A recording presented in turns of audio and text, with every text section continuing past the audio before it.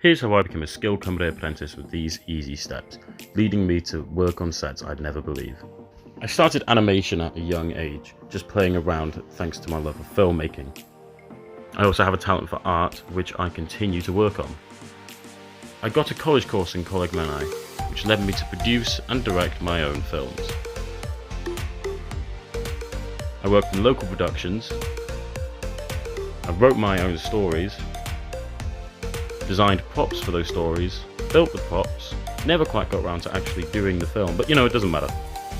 Thanks to my connections online and thanks to the people I know around the area, I found the Skilled Comedy website.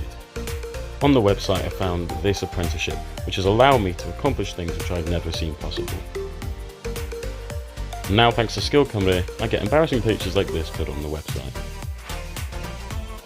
So if you're ready to reach your full potential, join Skilled Comedy today.